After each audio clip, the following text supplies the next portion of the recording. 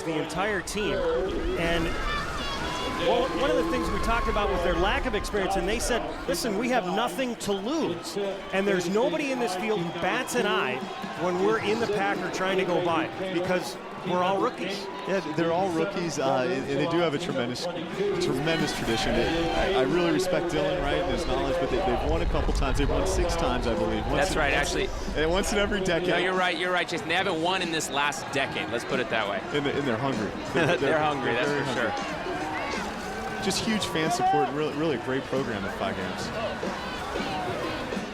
They said they were going to have about 20 former riders and coaches who were going to be supporting them today, hanging their rings over that fence. It means so much for those guys on the track to have the alums come back and support them. They'll do a number of things behind that fence. You know, you'll see them. There's no water bottles on the bike. They'll be handing the riders water, bananas. They'll be counting the laps that the individuals ride on the other teams. You know, trying to get the knowledge into the riders' heads so they know what to do at the right time. And you don't know when the right time will be. You don't know if there'll be an attack. You don't know who will finish on the other teams. But likely at some point in this race, we're going to see some really incredible racing. People are going to start to attack. Right now, it just seems to be kind of a slow pace. They're eating up the laps.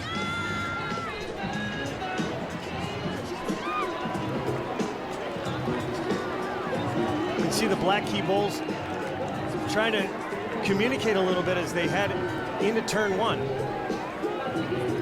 How many laps to go, whether or not to exchange? You can see the race picking up right now. Riders felt that it was slowing down, so you see the Dodds House rider really wanting to pick it up. I think both Dodds and the Black Key Bulls are going to do an exchange on this lap. And Cutters sat on that group. Yep. Now they've got a little acceleration. That's Alex on the bike, Alex Bishop. Great exchanges by both Dodds House and the Black Key Bulls because they're right in there, didn't have to chase back on at all. We got Cutters off the front with like a little bit of a gap. But immediately Black Key Bulls and Dodds to the front to chase down the Cutters rider. And again, look at Major Taylor sitting there in their 4th position, really not doing anything. Just following the wheels, not using any energy. You know, I got to tell you, this would actually be a great opportunity for him to launch an attack. Cutters is going to head in and make an exchange. So that's sprint out just to try and get themselves as much space as possible. The dicey exchange there for the Cutters. It wasn't too smooth, but it's a good exchange. You'll see he didn't pick up the bike right away. Arms bent, he looks ready, just missed him a little bit, and a lot of things go into that race day. It's tough to focus after you've done a long set. Yeah, but fortunately he was able to get right back in there on the end. It's definitely hard to judge the 2-pit rule when you're the last pit on the corner, huh? Maybe that's a little bit of an advantage, actually. That's why you choose that last pit. Sure. And on race day, really a completed exchange where the next rider hops on and everything's together is a good exchange. So the Cutters, they did their job there. You know, Jason, I'm looking down in the pit for Major Taylor, and I see one of the riders out looking ready to do an exchange. But meantime, you know, they got their rider. He's sitting on 4th wheel, and so he's got to do something. He's been in the race for 60 laps so far. And it's going to be tough for him to get a gap, Dylan. I mean, he's got to be beat 60 laps in on this quarter-mile track. That's right. And your set is not over until you make the exchange. So you got to save a little something for that, right, Jason? Sure, and it's all about timing right now for Ali. It's when he comes out. You don't want to come out when the pace is fast, as you see the Cutters try to pick it up right now. That's right, because the Cutters know that Major Taylor needs to do an exchange because their guy is dying. He's got his head buried. Cutters, we see Black Key Bulls again. Dodds House really putting the pressure on the Major Taylor rider. Look at his head bobbing. It's not feeling good. He's trying to figure out, oh man, I got to get out of this race. This was the scouting report coming in that Ali Kamara will do most of the laps, and if he can stay out of trouble, that Team Major Taylor will be there at the end. It's a fun thing about Little 5.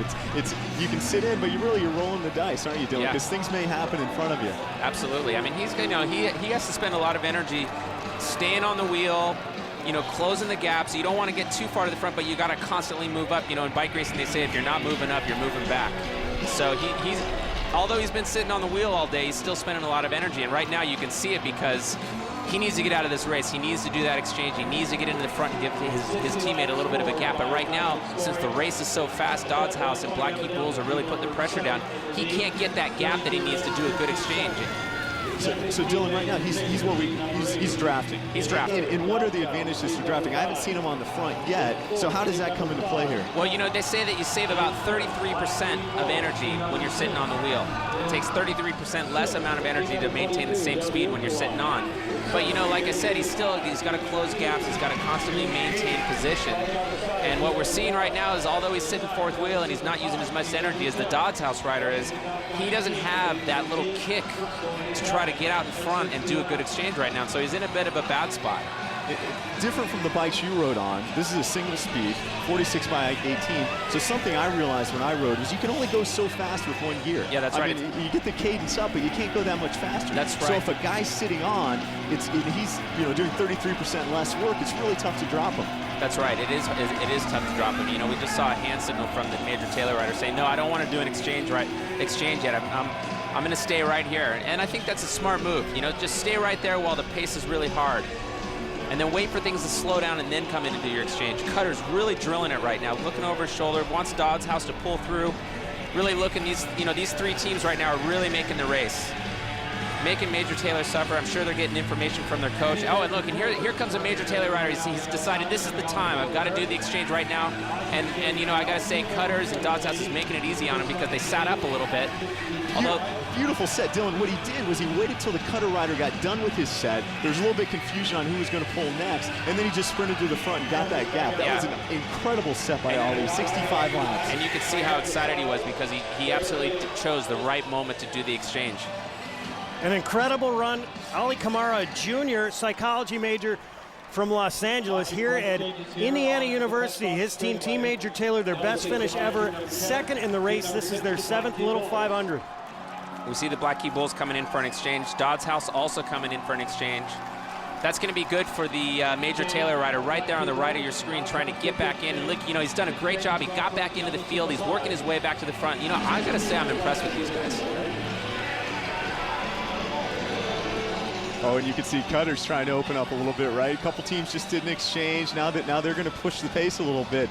Fiseye rider, team in green, sitting up. He doesn't look to chase right now. No, Cutters has got a gap, you know, and Major Taylor is still trying to get back up to the front. He's being smart about it. But, you know, Cutter's coming in to do an exchange here. It's a great time to do it. And just a huge gap by Sasha. Great set. He's going to give the bike to Dave Coughlin, a senior.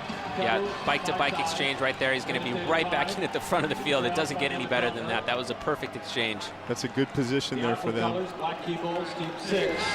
I'm really impressed with Beta Theta Pi, the team in blue, coached by John Grant. They've been on campus again for a couple of years, and they've been contenders. They're just starting to improve their program. Was this a team that raced under another name, the Betas? A couple Beta riders as well as a Delta Chi rider, when both houses were kicked off campus, formed a team named Gafambi, and they won the race in 2003. Their coach from Gafambi now coaches Betas. We got a rider down with the yellow flag, and that's a bad position because, you know, he's right there into the entrance of the corner, and so they got to get him off the track, otherwise everyone's going to crash. I hope he's okay. You can see the staff there really helping out. It looks like it's an Evan Scholars rider. That'd be Team 17. You know, kind of the badge of honor in bike racing is a broken collarbone, and it looks like that might be the case here. Generally, when you crash and you hit your shoulder, that's what happens. I always say that there's a bike racer that's either broken their collarbone or gonna break their collarbone. And you have, correct? Oh yeah. Mine still sticks out. It's inevitable at some point in time. So we're under a caution through 68 laps. And again, the riders, what they have to do is maintain their speed and positioning at this point. So Jason, what happens to a team when you lose a rider like that? Are you able to continue, or are you out of the race? No, you're able to continue. The rider's going to go to the tent and get cleaned up and get some help, but the teams can continue on. There you see the Evan Scholar rider who was down right there.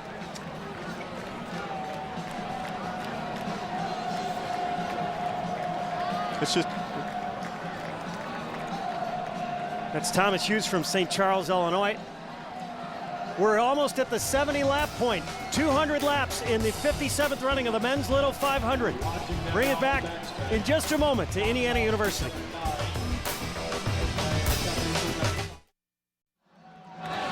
Welcome back to Bill Armstrong Stadium. Detroit Rock City, blared from the speakers here on a spectacular day, the 57th running of the men's Little 500. There is still a strong pack that is contending for today's Borg Warner Trophy. There are 3 first-time entrants here in today's men's Little 500. One is the rugby team here at Indiana University, and these rough and tumble characters have high hopes here in 07.